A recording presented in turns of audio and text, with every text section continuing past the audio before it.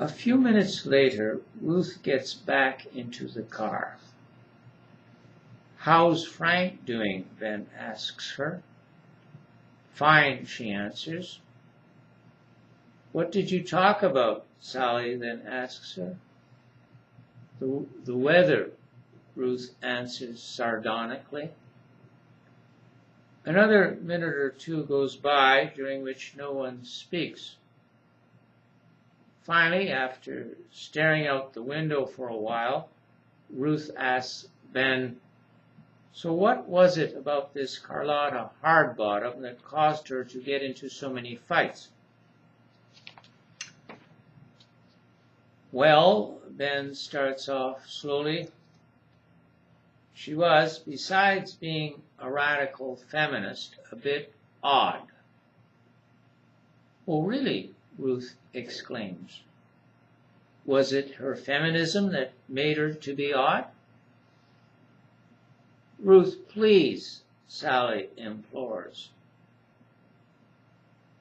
"I'm just asking him a question."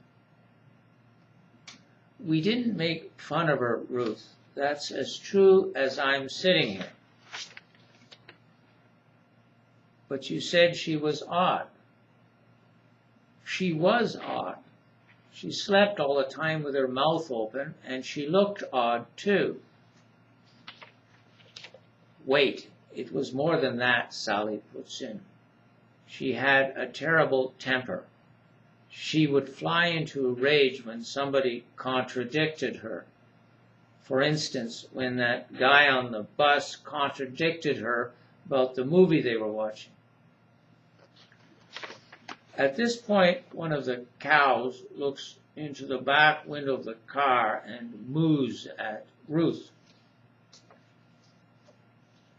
"I think we're getting to the front of the herd," Ben says. "We should be out of this shortly." Finally, Ben gets clear of the cows and is able to pick up speed. "Well, that's a relief," says Sally. "I'm happy to be seeing the last of them," says Ben.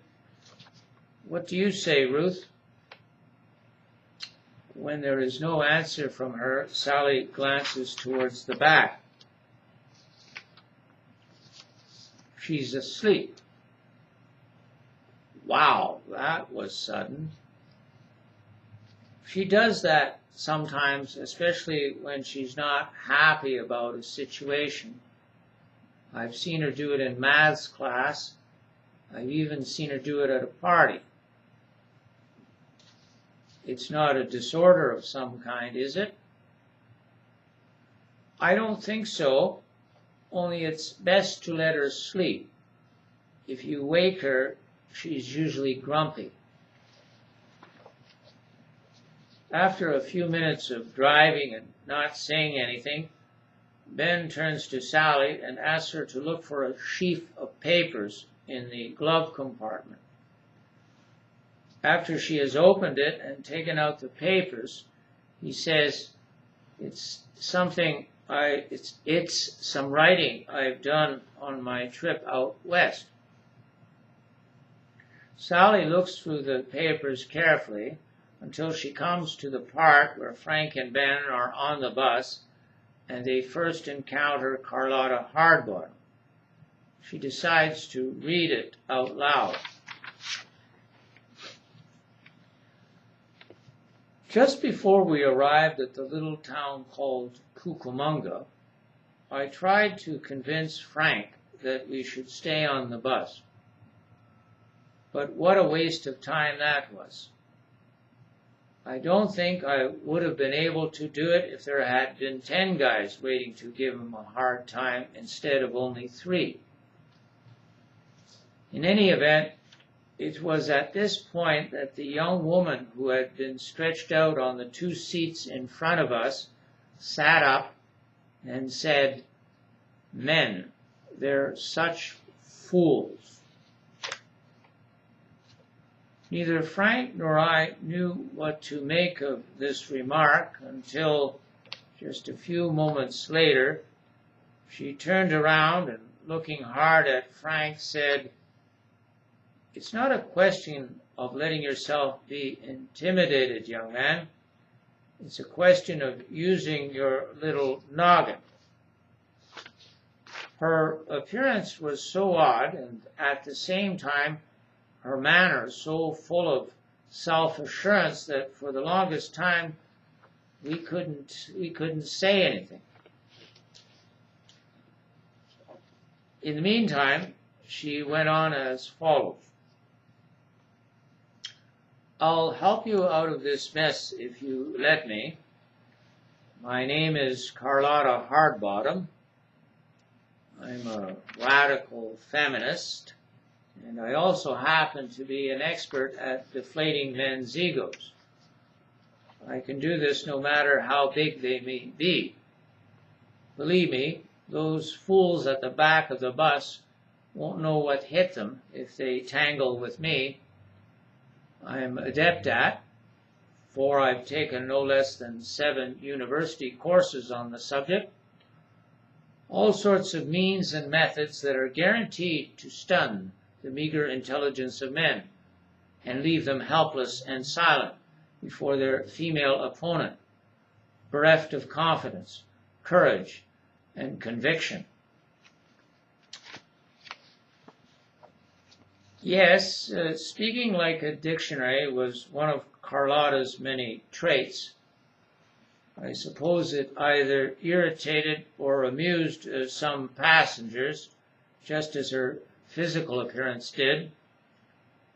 The fact that she slept with her mouth open and sometimes snored certainly didn't win her any friends either. For sure, Frank didn't like it. It bothered him almost as much as her dropping peanuts on the floor and letting them roll under our feet. As for the books she read, well, they were big and difficult, and of course about feminist issues. She showed them to us and even advised us to forget about reading hunting and fishing magazines and read the same sort of stuff she did. There's a lot more I could say about Carlotta to show how odd she was. However, it would be unfair to her if I portrayed her as being different from others only in this way. For example, in the little town called Cucamonga, which, by the way, is famous for its mosquitoes, she showed tremendous courage when she took on the 3 troublemakers. Even when they jeered at her and, using coarse language, told her to clear off, she stood her ground. She didn't give way an inch. Fortunately, the standoff between them was diffused in 2 ways. First of all, it was diffused when it attracted the attention of other passengers. In no time at all, they gathered around, and then, with a few speaking up and others following, warned the troublemakers that if they kept abusing Carlotta, the bus driver would be informed, and it would be lucky for them if they could get back on. It was at this point that the coup de grace came, in the form of Frank's coming out of the mosquito souvenir shop with 3 ugly-looking mosquito souvenirs in his arms. They were like those floppy toy animals you see in a kid's bedroom. He sauntered very calmly over to the troublemakers and handed them out to each of them in turn. Then he said, "Peace," with a very serious look on his face. For a few seconds, no one knew exactly what he was up to. However, with the sight of these 3 guys now holding on to the mosquito souvenirs, like little insecure boys clutching their teddy bears, it was apparent to everyone that he was playing a joke. "Whew," says Sally, breaking off from her reading. You write about it here pretty much as you described it to me, only with more detail. I try to draw a sort of moving picture so that it can be imagined by the reader. I think you do that well enough, only it's too bad Carlotta's fortune started to go downhill so quickly after this incident. They were all right up to the time we saw the movie on the bus about the dinosaur. It was only after it was over and she got into a fight with the balding, bespectacled young man that people started to take a different view of her. But even before the movie, it was Frank who was getting all the attention. Yes, it's true that Frank got more attention from other passengers than she did. On the other hand, at least two people came up to her and, besides complimenting her on her courage, said a lot of other nice things about her. I don't want to read the part about the dinosaur movie, not that I think it wouldn't be as well written as what I've just read. It's just that it's painful to think that by calling the movie sexist, she became the butt of jokes on the bus later on. That was only the case with the one guy who was sitting up at the front. Believe me, most people didn't care about how she interpreted the movie. It was rather the way she insisted on her own point of view to the point of getting so steamed up and even violent. You mean when the balding, bespectacled young man, who, as you told me, was every bit as insistent and hot-tempered as her, told her she was taking her feminist views to the point of absurdity? The only difference between those two was that he had to get off the bus in the middle of their quarrel, whereas she had to stay on it and get into even more trouble. You mean with the bus driver?